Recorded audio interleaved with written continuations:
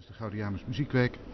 En aangeschoven aan tafel is een van de leden van de jury en componist Christopher Butterfield. Christopher, welcome to the webcast. I'm very happy to have you here. How do you like your stay so far? It's very comfortable. Yeah. I don't have a moment. I do have a moment to rest, but what's great is that there's so much going on that I don't ever have to worry about what to do next. There's always new pleasures around the corner. Yes, you know, yes. So. You're a member of the jury, but that's not your only occupation in the Netherlands, right? Because you're also involved in the Young Composers meeting in Apeldoorn. I was very, very lucky to be invited to be part of that, and at the same time, you know, then being part of Gaudeamus as well. And what has been actually a real treat is to be here and to meet so many of the composers who were at the Rudolf Prijs. And I hadn't expected that, and so it was a real pleasure to be able to encounter those people again. What I like about both these things, the Rudolf Prijs and Gaudeamus both, is how they bring people together. And that, I think, a prize is a wonderful thing to have. Fine, anybody can get a prize, but the real prize is to find yourself in a new community of artists, and to be able to meet, to be able to talk, to be able to discover interests held in common or not, and then to be able to go on with a new network. And then for that, there is no value you can put on that. It's just the best thing that can happen. So I think Martijn Padding said a couple of days ago, the real prize is for the music, not for a composer. I think the sharing the music is what is happening here, isn't it? Oh yeah. And again, I mean, this is the wonderful thing about coming to Holland, where there's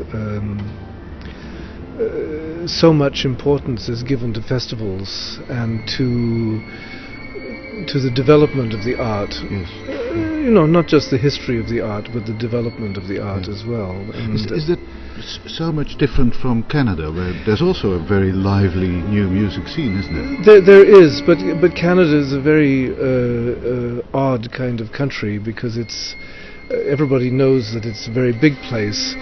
I actually don't see it that way. I see it as a very small place, because it's made up of a few cities, not very big, that are very far apart from each other. And you know, if I wanted to go to a festival in Toronto, I can't just jump on the train and go half an hour to Utrecht. I have to get on a plane and fly in 5 hours to Montreal. You know, and my son actually just took a train across the country from Vancouver to Toronto. It took him 4 days. Oh yeah. So you know, we don't have the same connections, perhaps, and it changes because media changes. You know, the radio no longer has the central part in that kind of diffusion of musical culture that it used to, and of course with the internet, you know, all bets are off. You just don't know how new systems are going to form themselves. You know, it's possible maybe at the same time to say that people know more about what's happening in the musical world now than they ever did before. But in a funny way, they might know less about their local culture. You know, so Canada is a rather odd place in that sense. You know. Even an internet community can be small. Though spread over the whole world, but still being small. And so, I mean, I never see people talk about hopeless situations in culture, but I think what they are usually talking about is being worried about what's going to happen next, and being not sure, you know, what that's going to be. because it's funny, once people have a taste for culture, it's rather hard to get rid of it. Is it? I'm talking about Canada more than Europe, where in Europe it's just a given, you know. Yeah, but it's threatened as well. I know, I know, yeah. but it's not that people will go without it. They won't. They'll find ways to make it happen. Yeah. At least that's my. I may be always seeing, the silver lining on the cloud, but culture I always see is a transformative thing. It's not something that's fixed and you couldn't sort of determine how it goes. Yeah, I think even in terrible situations such as in some countries in the Middle East where making music was forbidden or is forbidden, still then people will hide their instruments and they'll start playing as soon as the police or whatever it is gone. Yes. So there's probably something deep inside which will survive. People will continue to make films, but they'll be put in jail. Okay, the film will exist, and they will prevail. It has to. It's hope. It's always hope. So. Is that something you see in the generation of composers which we meet now in the Music Week as well? Is it alive? Is it alive and kicking, so to speak? The simple fact that people want to create music, to me, is the whole story. And I think when you're young, you don't give much of a thought to to the sort of structural business. Yes, it would be nice to have your piece played, by some ensemble, some famous ensemble or something like that. But that's not the only way to do it, And I remember a few years ago, of course, for the arts that aren't popular, we have foundations and agencies that we can apply to for money, and always and for my generation, this was of course what you did. You applied to the Canada Council, and if you were lucky, you got some money, and if you didn't, But I remember talking to a young woman who was a student of mine several years ago, and she wanted to do these projects, voice electronics, and I said, well, you should really apply for a grant. And she said, why would I do that? I said, well, it's always useful to have some money. And she said, well, I don't really, I'll do it anyway. It's not a problem, And I thought in that moment, what we're dealing with here is almost a kind of a folk music. It's a music you do to occupy yourself. It's why would I go through all these hoops to try and find if it's any good or not, or blah blah, and give my scores, and I'll just do it. I'll go to the local arts place and I'll reserve a space, and I'll make a date, and I'll put it together and rehearse it, and it'll be done, and so in that moment I thought, it's all going to happen regardless, and now a lot of we've been talking with the composers all week, and for 2 hours every morning, and there's was quite a lot of discussion about that really the best way now for composers is to really find a kind of core of sympathetic musicians, and don't wait for somebody else to do your piece, and that group might not be there anymore because its funding was just cut. You make your own group. You teach them, literally. You teach them to play your music, to find the idiom that works best. And you make concerts, and it's funny. For years I played in a rock band in Toronto, and it's no different. We of course we wanted to be world famous rock stars, but it never happened for 1 second. It didn't matter. You start out and you print the posters and you put them up and you rehearse how you can, and you get a gig in some bar somewhere, and you go and play. And there are 6 people there, and 5 of them are your friends, and one guy is a drunk who came in off the street. But it's all right. You do it anyway. How else are you going to learn how to do this? I don't see it as being much different in a certain way. So it's much more like it's been done for the last half century or something like that in rock and roll, and we're getting rid of structures. In a certain way, it may be that that's what's happening. Yes. You know, it may be that that's what's happening. And there's the standard of young musicians now, it seems to me, is higher than when I was a student. We all know that playing higher, louder, faster, doesn't necessarily make you a better musician, but you might be able to do certain things that composers are thinking about now a little easier. Also, I think that with younger players now, and I know this is the case in Holland, in Canada, it depends, not so much, but there's a desire to become involved with, your peers, your colleagues, to be involved with that music, and it's very much alive, I think, and so even though it's a kind of, I know because this is all I hear from my, the people I meet in Holland, it's not a good situation. I mean, it's actually a situation that couldn't even exist in Canada, because when I hear about the kinds of cuts that are making, from a substantial amount of money, like much more than we would have, for example, in Canada, to nothing, that couldn't exist. I mean, politically, legally, it couldn't exist. You would have to reinvent a whole series of laws, to basically make it exist. So in that sense, maybe we would protect it a little bit, but then we didn't have so much to begin with.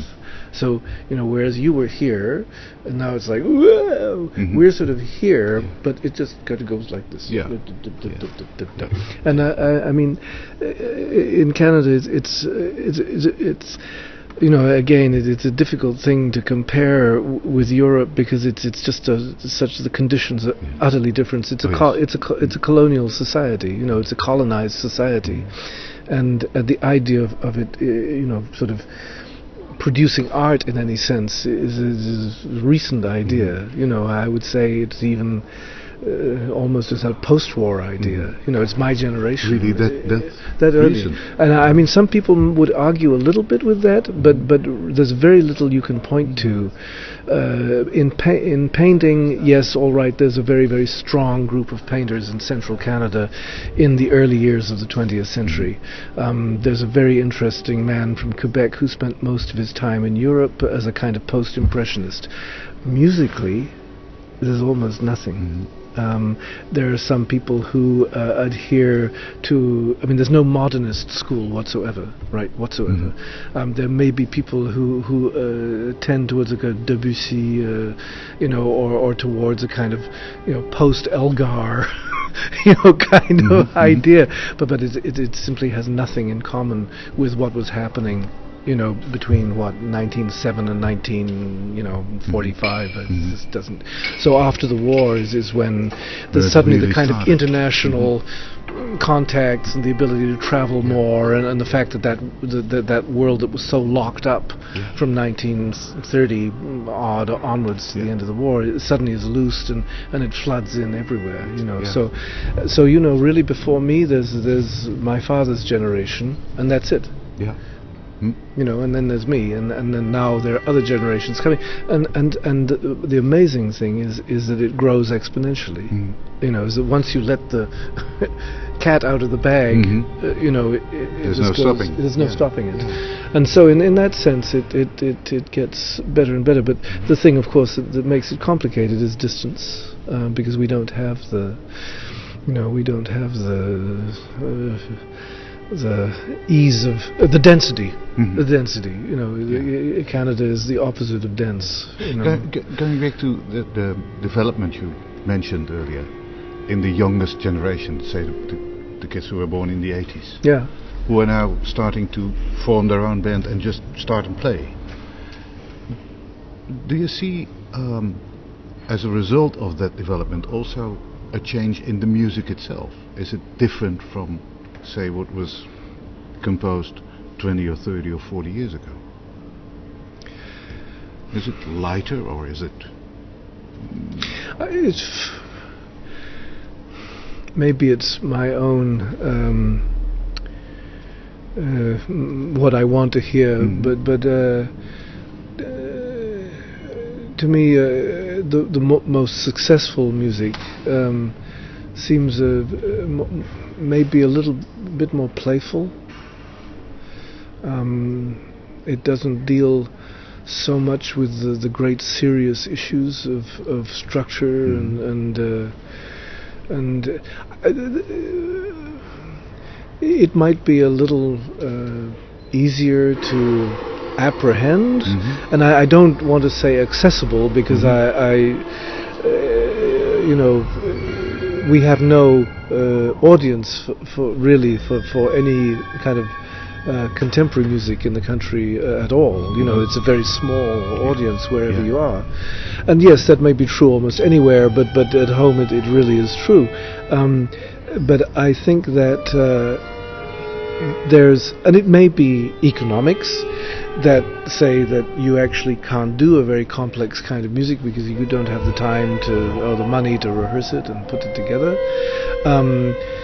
I think that cheap computers and sound equipment has changed the game an enormous amount, because where once before you wouldn't have available all these very sophisticated instruments at your disposal, on the computer to play with sound, and that's changed things a great deal. I think there's a lot more improvisation maybe than there used to be, or a desire to do that.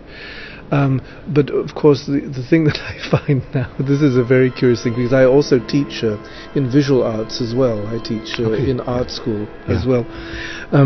That I find when I'm doing sort of workshops with people, I find, yes, well, I have this, what do you do? Well, I have this sort of electronic improvisation group, but really what I'm interested in is finding out ways to notate this. All right. Yeah. Okay. So, I'd like to know how I can isolate this particular thing and then move to this thing and say, okay, now we start, talking about how we make things, some documenting, some notation for events in sound and how they take place in time. And that's a very curious idea, because it means that you're almost starting from scratch all over again. You had a musical impulse.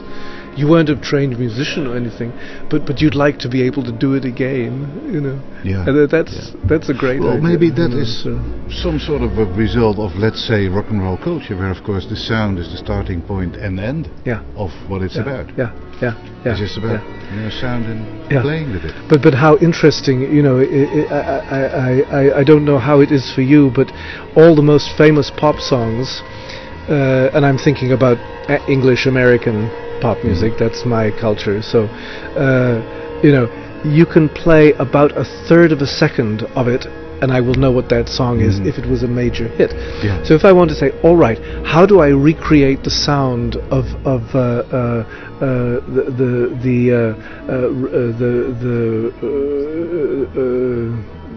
instruments, or recreate in some way as close as possible the sound in the Beach Boys' Good Vibrations.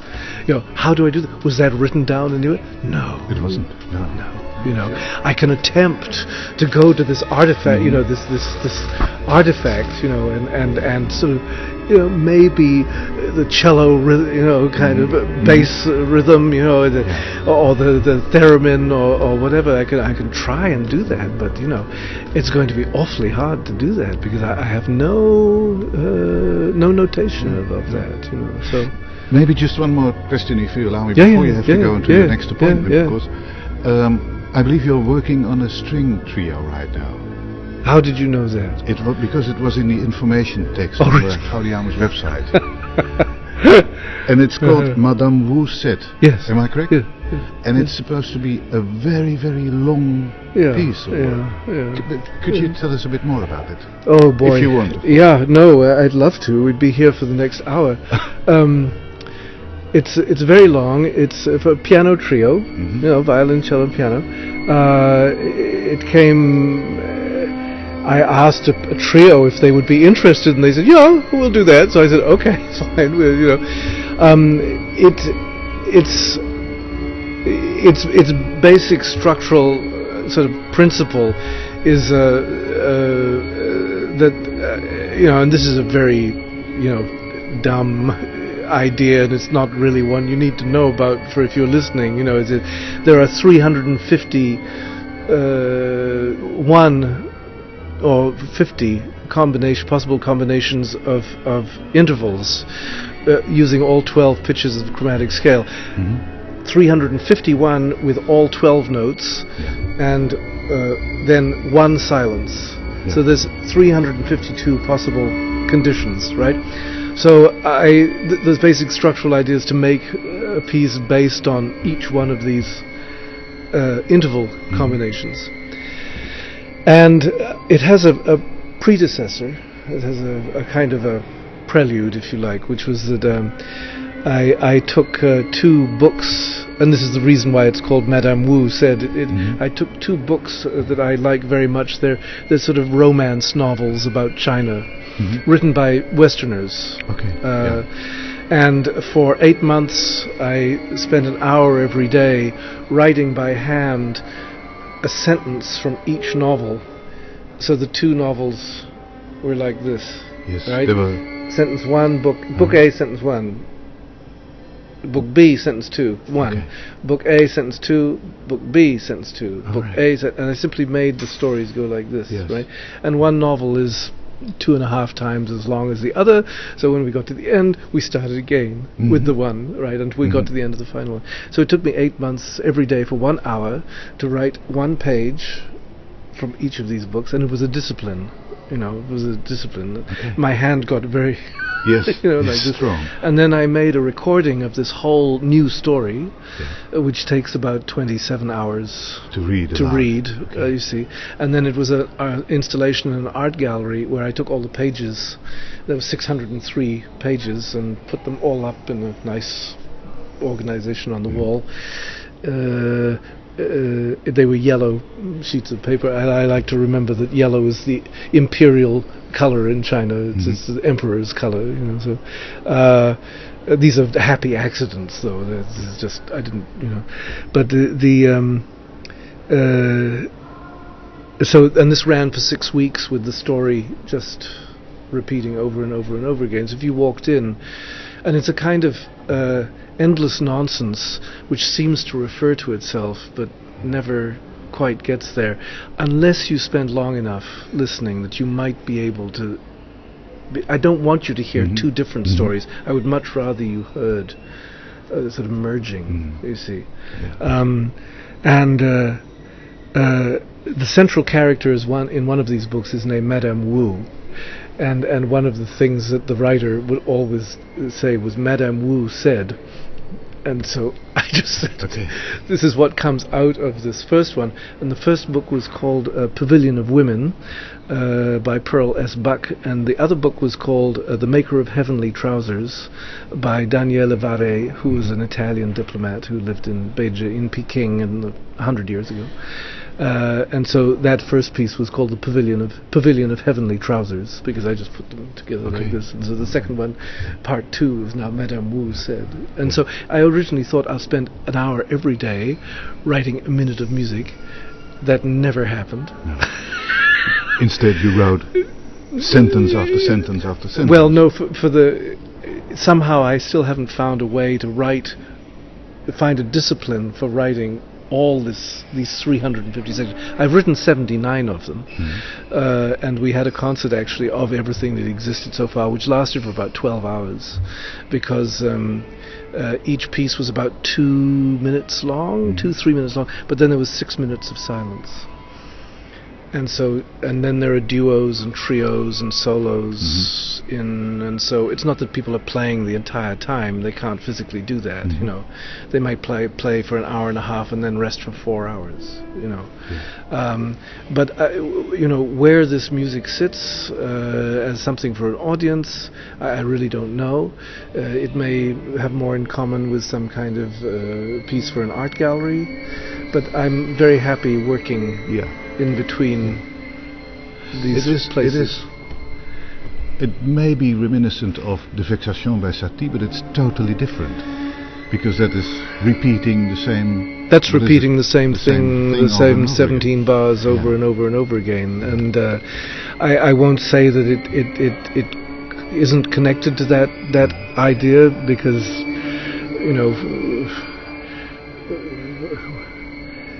But maybe you're right. Indeed, it is. we did the first performance of that piece in Canada in 1973 when I was a student. How could it not have an effect? Yeah.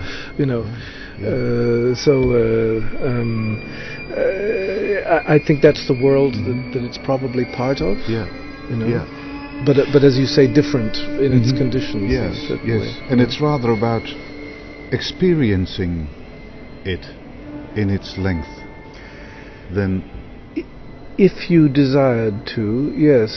The funny thing from my point of view is that I never wrote 3.5, because so far there exists 3.5 hours of music. Yeah. Mm-hmm. I've never written 3.5 hours of music before, and I don't remember most of it. Mm-hmm. So when I go and look at it every now and again, I'm completely shocked. Because I don't have any, I've written pieces that are, I don't know, hour and a half, and but something that lasts for 3.5 hours, and that's only a fifth. It's crazy. So with luck, I'll have enough music to last me the rest of my life. When I finally finish. So, but it's going to. As I say, I haven't found a discipline yet to make me finish the rest of it, and I need to get on the program because time is going by quickly. Yes. So. So are you going to have a hard time tomorrow as a jury for the Gaudeamus Prijs? Oh, I don't know that I should say anything. Okay. I think the most important thing is, to all of us, Martijn and Annie and me, is that we put together what we thought was going to be a very interesting and good concert. Yes. And that's kind of where it's at. Everything is. And there might be something that comes out of it that we say, well, this one is. But I think there's still some more music to hear. There's still 4 more pieces, and I'm not saying that we've heard the whole thing by any means. But I think it's very good, the discussion between the 3 of us, because we keep ourselves up to date on everything and talk pretty. We look at things, pretty seriously, I think. So it'll be interesting to see what happens. Yes. Yeah. I'm really looking forward to hearing the results on Sunday. Yeah. And we're looking forward to the concerts tonight and tomorrow. So, Christopher, thank you so much for your time. Thank you for your comments.